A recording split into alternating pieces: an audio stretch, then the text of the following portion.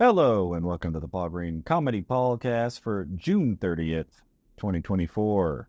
This is episode 214. Stand-up comedian, actor, and improviser Paul Green coming to you as I share my journey and what I'm learning as I pursue my dreams as a comedian and as a performer. And I'll tell you, it has been quite a journey so far, and you just never know. You'll never know what's going to happen, where pursuing your dreams is going to take you, where you're going to end up, what opportunities are going to unfold, what opportunities are going to close.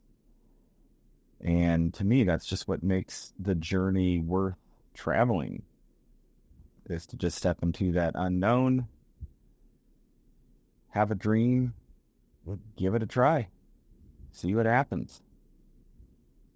I do not think failure is the worst thing that can happen. I think regret for not trying is a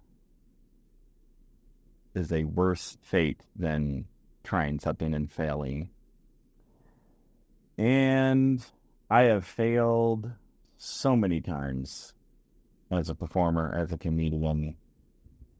I've not gotten the gig so many times. I have not been the funniest comic. I have stepped on stage and not been funny. I've bombed. I've offended people. I've misread rooms. And it's just all part of it. So yesterday was a fairly uneventful day, except for the fact that I had my 2 back-to-back open mics that I host and produced, and tried some newer material and starting to try to find the next sort of part of my 1-hour special that I'm putting together. Because right now I've got about 25 minutes that I feel pretty good about. I'm not sure it's perfect yet, and I'm not 100% certain that all the jokes that I have been doing are going to be the ones that I'm going to continue doing. But I think I'm pretty close.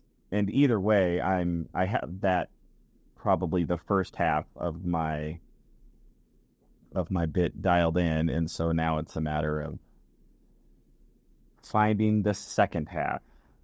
And that process is always a little slow to me. It's a lot harder to sort of generate the ideas out of the ether. Once I have the ideas, I find the refining process a little bit easier. But man, just staring at that blank page and just asking, well, what else? What else do I want to talk about? What else am I thinking about? What else can I possibly write about that I haven't already written about? What's funny? What opinions do I have? What experiences have I had that have formulated an opinion that I can start to craft stand-up material around? And it is not easy, at least not for me. At least the idea and the joke generation part, I feel I do a lot better once I have found an idea to hone that idea in and try to make it as funny as possible. So again, I've got probably 25 to 30 new minutes of material. My goal is to have an hour.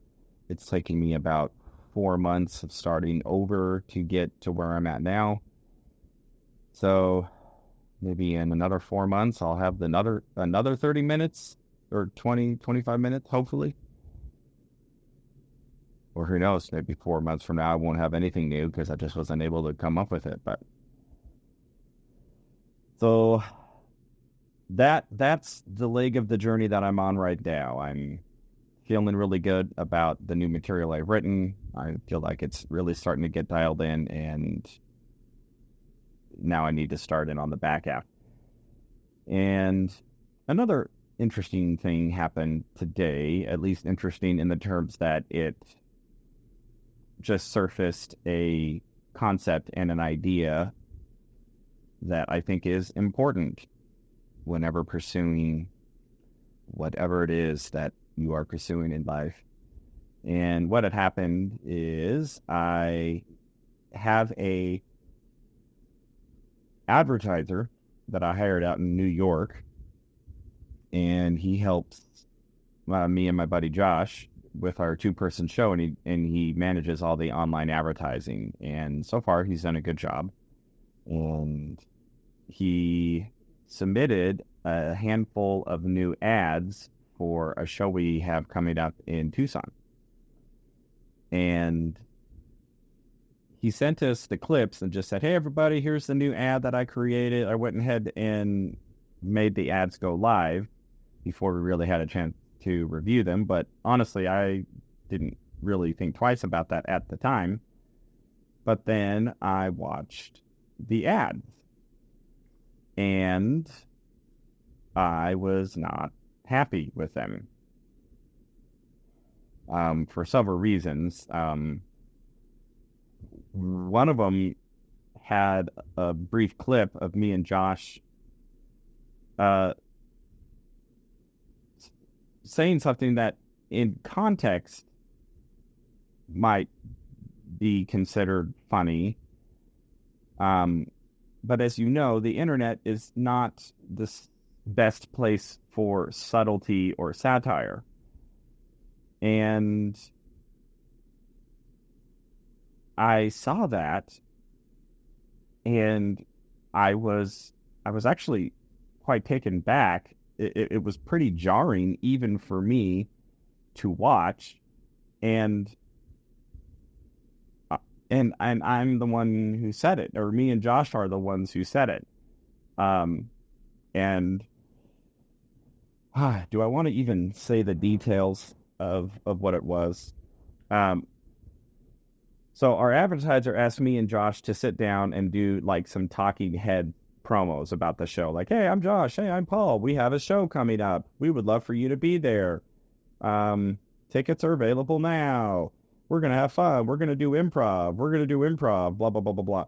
And we filmed probably 9 or 10 of these short promo videos. And after we had been doing this and filming these promos, and we're kind of sick of them, as pure satire, we said something like, and if you don't buy tickets, we are going to unalive your families. And we kind of got like real intense and stared into the camera. So, obviously, we were just doing that because we were actually just kind of screwing around. And we were just kind of bored and sort of done doing all these promos. And we pretty much figured that we already had enough promo material that, you know, we're kind of wasting our time. Our advertiser actually put that part of the promo at the very end of the ad. So we're doing this whole ad. And by the way, this was live on Facebook. And so it's this whole ad. Hey, come to our comedy show. Come to our comedy show. Yeah, we're going to do this, going to do this. And if you don't buy tickets now, we're going to unalive your family. Only we didn't say unalived. We said the K word, which I have heard, even if you say that as a joke on Facebook, you can get your account deactivated.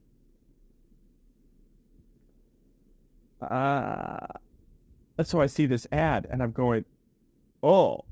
And honestly, it was jarring for me to watch. Like,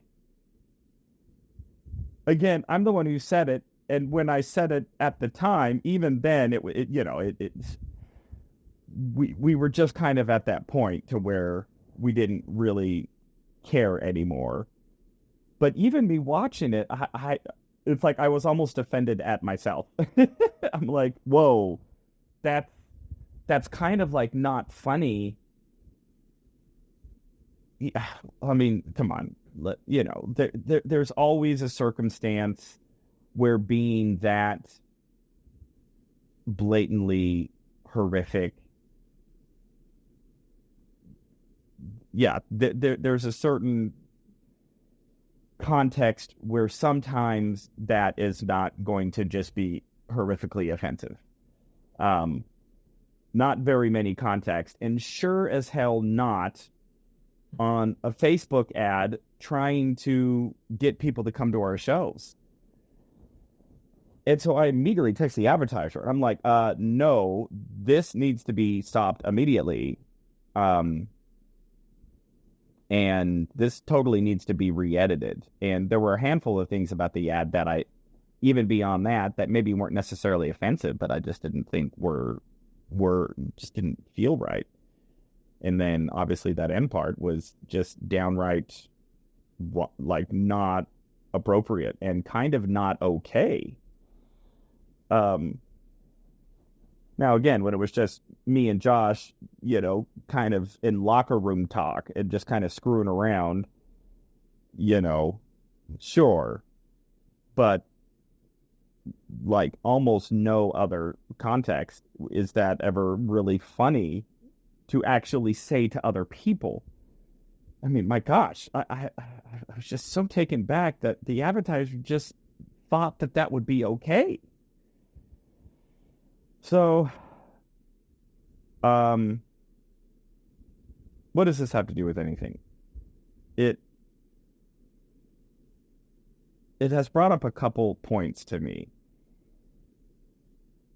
The first one is, I think it's so important to remember that as important as it is to delegate responsibilities, which is incredibly important, that ultimately whatever your dream is, like, it is your dream.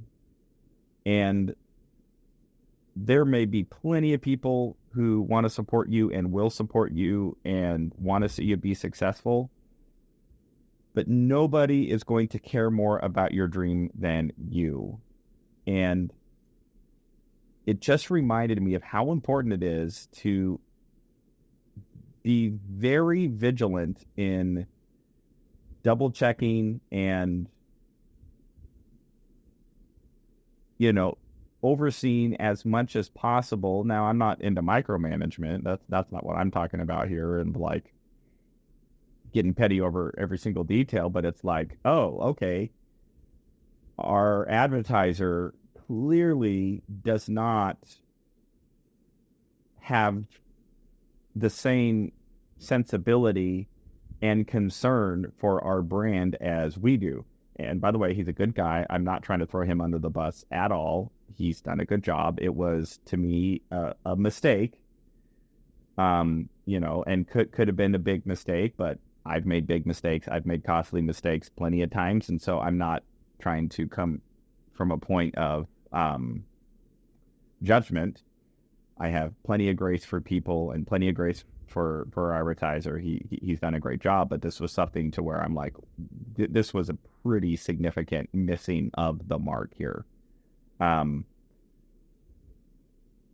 And I put together just a very straightforward email just saying, hey, there seems to be a pretty big disconnect here. I'm not sure who's picking the clips. I'm not sure who's doing this, because I wasn't actually sure if it was our advertiser who selected those clips, because I also know he works with a video editor. And my suspicion is it was the video editor that just combed through our clips, combed through those promo clips, spliced all this together, just sort of found what he thought would be most compelling and just put it together and then threw it up online. I don't know how much of our advertiser was involved in picking those clips and picking those moments and approving that. But, and I addressed that in the email and just said, in so many words, I'm pretty concerned that this ad was published and that either you or the editor thought that this would be perfectly acceptable to communicate to an audience that way. I mean, maybe if that was our comedic brand, like I can see like maybe Anthony Jeselnik getting away with an ad that way. but that's because he's Anthony Jeselnik. Like, nothing in our brand is anywhere close to us trying to be those types of people. Just trying to say the horrible, inappropriate thing. That's like not what we're going for. We're actually kind of going for the opposite. And I don't know, it was just a really good reminder to me that no matter how well-intentioned other people are, and there are plenty of well-intentioned people, and I think he's well-intentioned too. I mean, there's nothing malignant, is it? I'm not throwing my advertiser on the bus. I know it sounds like that I am. I'm not. Again, he's done a fantastic job. This was just a pretty big misstep, but it just taught me and reminded me that nobody's going to care more about my dreams than me, or nobody should. And I need to be as vigilant in making sure that everything that I'm doing is in alignment with what I'm going for, and is on brand, and is on point, and is placing me in the best positions to be successful. And part of that is making sure that, and communicating clearly with those who want to hop on this journey with me, that we're all in alignment about whatever it is, whatever element of the collaboration is, that we're involved in, that it is in alignment with who I'm trying to be, who Josh is trying to be, what we're trying to create together, and that is on point, is on brand, and is appropriate, and is going to communicate to an audience consistent with how we would like to communicate. And Josh and I are not publicly it sounds like I'm kind of building up ourselves to be somewhat duplicitous.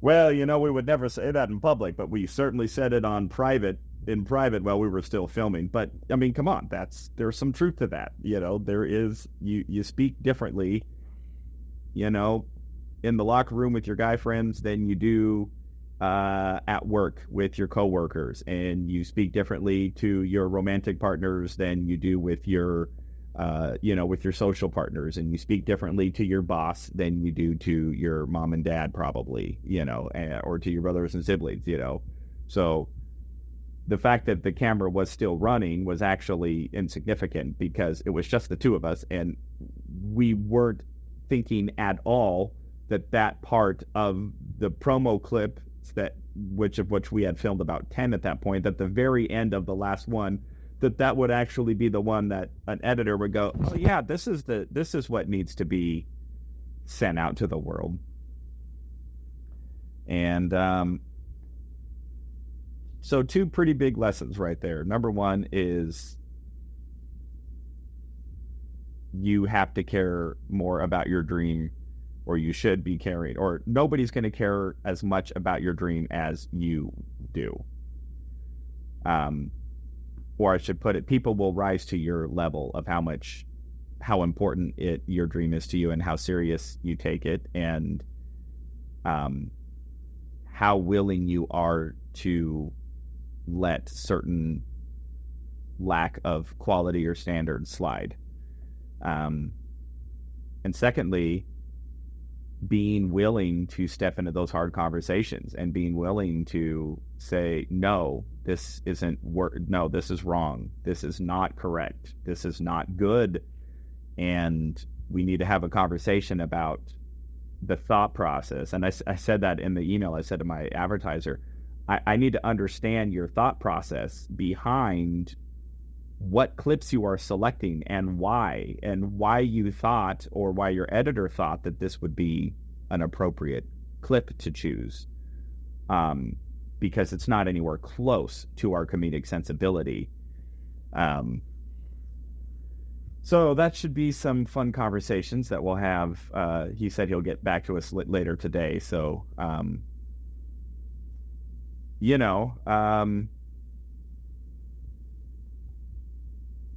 it's just an interesting element of going for this dream of, and also starting to step into this arena of advertising shows, promoting shows, producing shows, getting into advertising, digital marketing, really treating our stand-up comedy show like it's a small business, and having to advertise and get new leads and sell tickets, and having a communication style and having a brand and an identity, and really discovering what that is and staying within that lane, and then making sure that anything that seems contrary to that brand or to that message is promptly edited out. So anyway, very kind of interesting little thing.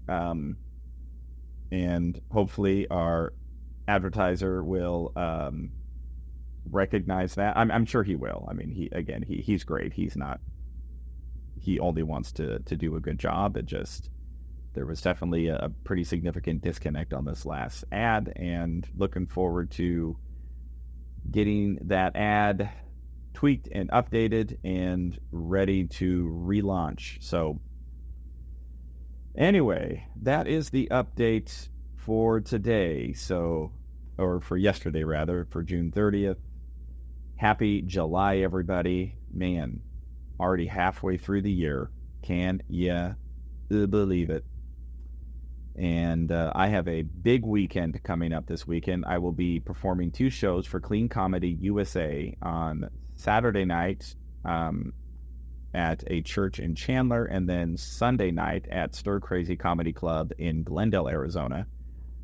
These shows are produced by a great comedy producer named Randy, who produces and has been producing clean comedy shows for a long time. As long as I've been in comedy in Arizona, I've known he's been doing it for at least 10 years. And probably, definitely longer than 10 years. 10 years is as long as I have known of him doing this. And when I started, I did a couple of his shows about 10 years ago. He was already had a huge mailing list. He was selling 300-400 tickets a show. So he obviously had several years of building his brand, his clean comedy brand. So I have a very great opportunity this weekend to do 2 shows for him. I'm really very much looking forward to those shows. So, all good stuff, everybody. Keep pursuing those dreams.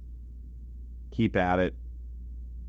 And just know that everybody's going to rise to the standard that you set for your own dreams. And you have to want it more than anybody, because sure as heck, nobody's going to care more about your dream than you do. So, all right, everybody, that's the update for June 30th, 2024, the last day of June. Here we go, July. Let's have a great month. Let's keep pursuing those dreams. I love you all so much. Thank you for listening, and I will check in with you tomorrow.